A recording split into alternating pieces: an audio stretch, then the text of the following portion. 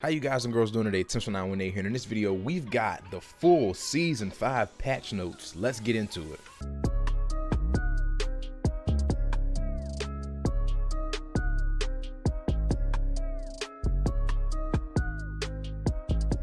What is going on, y'all? How y'all doing? Like I always say, I appreciate every single one of y'all stop my videos. Y'all just aren't subs or viewers to our family, and I appreciate and love y'all. And if you are new to the channel, please make sure to hit that sub and like button. It will make my jangles Joel.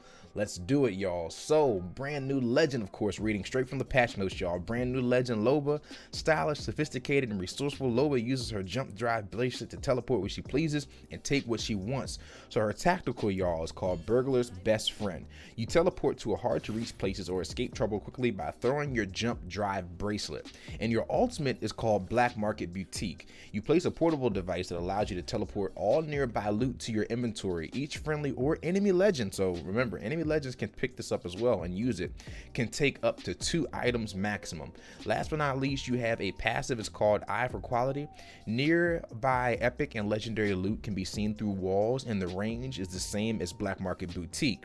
So y'all, with her Burglar's Best Friend, I am loving the tactical, man. It has a bit of a cooldown on it, but it is really amazing to use that. Now, you cannot run or slide, I noticed, when you're doing this, so you're kind of like stuck in like a slow moving mode when you throw it, but it's 100% worth it, and it can get you out of some crazy situations. Of course, y'all, we've got the map update. Kings Canyon, Skulltown, and Thunderdome have fallen. A new POI salvage has been added to the Broken Coast. Across the map, the offshore rig connects to the former relay in Wetlands. Wetlands has been replaced by the excavation of the capacitor, which has a new underground pathway to Sing Labs. Ooh, nesting grounds have continued to regrow into the reclaimed forest, which features an expanded Sing Labs exterior and a small camp outside of the cage. Kings Canyon will be the only map available for 2 weeks after the season launch, so just a heads up, everyone, so players can have time to fully explore the changes in meta shift. After the 2-week honeymoon period, map rotation will start rotating World's Edge Season 4 into the mix. Now, this is another thing, y'all. These things are called charge towers, and I'm not so sure how I feel about them. Let me know in the comments below what you think. Charge towers are new devices unearthed in the excavation of Kings Canyon.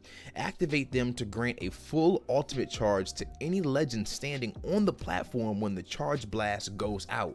This thing is absolutely crazy. This alone, I mean, to be able to stand on it and everyone to be able to get their ultimate, like, that is absolutely insane, man. Let me know what y'all think about that, because good lord. Season quest, of course, we talked about this in the previous video. The Broken Ghost introduces Apex first quest, a season-long search for 9 pieces of a mysterious relic.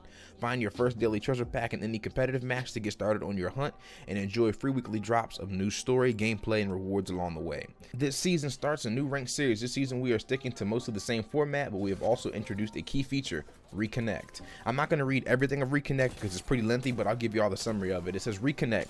Players that leave a match unexpectedly can now rejoin their match in progress. Unexpected means exiting the match through any means other than the system menu, including crashing using Alt F4 on PC or dashboarding to close the game on console. To reconnect, you simply restart the game and enter the lobby. The game will automatically attempt to reconnect you if the match is still valid, your squad is still alive, and your chance to reconnect hasn't timed out. Reconnect will be available for all competitive modes. But see, here's the thing. Disconnected players will remain in the state they were in while the player was connected. To their teammates, it will look like the disconnected player has gone AFK. This means that when the player reconnects, they can immediately continue where they left off, unless that is they were killed beforehand. So just a heads up, when you do disconnect, you are still in the match.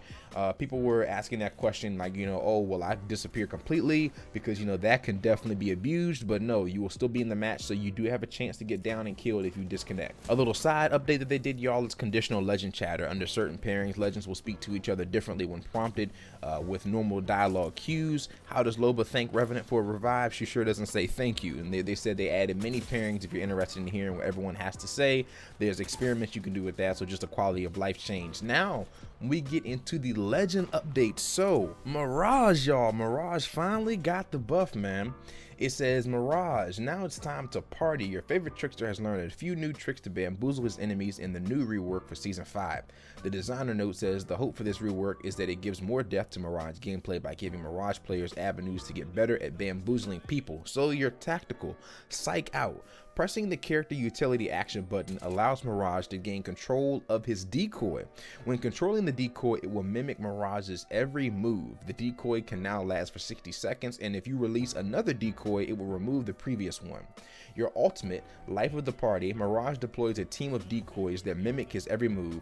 Think Emergency Dance Party from Dummy's Big Day, and the cooldown is 60 seconds. So this is pretty good. I mean, you know, and I'm showing it right now in the background to be able to mimic your movements and stuff. This is huge. Like, I'm really happy that they actually took this, because I know the community was talking about this and how it should be able to actually mimic character movement instead of just running in a straight line. So this is actually the buff that Mirage needed for sure. Last but not least is passive. Now you see me. In addition to cloaking when down, Mirage also cloaks when using a respawn beacon and reviving a teammate. The teammate is also cloaked. So we've got a couple more, y'all. So Bloodhound, tactical, Eye of the Allfather, increased sonar detection from 3 seconds to 4 seconds, and decreased cooldown from 35 seconds to 25. So once again, another buff for Bloodhound. Crypto, the tactical, his drone. Crypto can now ping banners while in drone to warn teammates of nearby squads. Lifeline, they've increased her bin ratio to 20%, and they removed knockdown shields from secret compartment loot pool.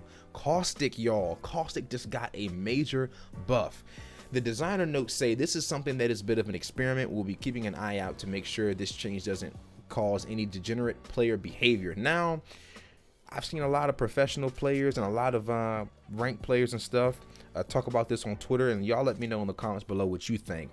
Friendly gas no longer slows down teammates, which is, I mean, oh my god, man, I've been begging for this for so long. I'm so happy they added that. But caustic traps are no longer triggered from the other side of a door. So y'all, that right there might sound small, but that is a huge caustic buff. So not only will traps no longer be triggered from the other side of a door, but now you're not slowed down by your own caustic. Oh my goodness. Next is Octane, designer note. This is the first step in pushing more team utility for Octane. We have more updates planned, but they didn't make the cutoff this patch. Launchpad cooldown is now reduced from 90 seconds to 60. Gibraltar, internal data. So, you know, they didn't nerf Gibraltar like he should have been. You know, they're going off of this data again. It says internal data shows that Gibraltar's performance in individual fights is in a good place, but we need to bring down his power a bit in team fights, just a bit. Oh my god. Reduce dome shield duration from 18 seconds to 12 seconds. Pathfinder, y'all, RIP Pathfinder. Pathfinder got such a heavy nerf, he's been trending #1 on Twitter. It says designer notes, given the power of quick repositioning in Apex, being able to use Pathfinder's grappling hook multiple times in a fight is both too powerful and muddies combat legitimacy. The cooldown for his grappling hook, y'all, has been increased from 15 seconds to 35 fucking seconds. Jesus Lord. RIP to all the Pathfinder mains, man. I feel y'all, man. RIP to Path, bro. He just went from legit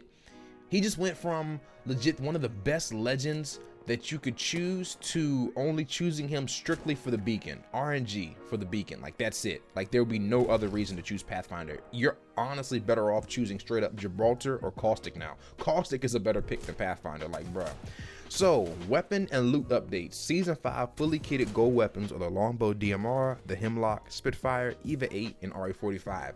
The Mastiff, y'all. The Mastiff is being rotated out of the care package to a regular weapon with its power reduced accordingly. The reduced damage per pellet from 18 to 13, reduced headshot multiplier from 2.0 to 1.25. They increased the blast pattern distances from the outer pairs of the pellets, increased blast pattern skill ADS multiplier from 0.5 to 0.55. They reduced the fire rate from 1.3 to 1.0. Reduced projectile size to be more in line with other regular shotguns. They increased the shell count from 4 to 6, and they increased projectile speed to standard shotgun speed. So you're probably asking, wait a minute, so what does that mean? That means that the Peacekeeper is being rotated out of a regular weapon and into the care package weapon with its power being increased. They tightened pellet spread pattern, reduced rechamber time from 1.2 to 0.9, reduced reload times from 2.65 to 2.45 base and 3.6 to 3.35 empty, and increased projectile size to improve consistency at close range, y'all. So Now you will be seeing Mastiffs everywhere, and you will only see the Peacekeeper inside of the care package. Alternator, increased mag size from 16 to 19. Level 1 extended mag is now 22, level 2 25, and level 3 27. RE45, they increased the damage a little bit from 11 to 12 and reduced the reload time from 1.74 to 1.5 base and 2.12 to 1.95 empty. The Havoc, y'all, I mean, the Havoc has been crazy OP, and in my own opinion, let me know what y'all think, but in my opinion, I feel like the Havoc feels the exact same. It says vertical recoil increased, horizontal recoil slightly increased, and recoil of the first 2 shots increased. Longbow DMR headshot skill reduced from 2.15 to 2.1. Wingman headshot skill reduced from 2.1 to 2.0. And you're probably wondering, wow, why did they nerf those 2 weapons again? Y'all, they added back the skull piercer, y'all. Just listen to this sound. Oh my god, I'm gonna orgasm. Man, oh man, added skull piercer hop up for DMR and Wingman. So the DMR with skull piercer, the headshot skill goes from 2.1 to 2.5, and the Wingman with the skull piercer goes from 2.0 to 2.25. So once again, it is 101 damage. You can now 2-shot people with purple armor and above with just 2 headshots.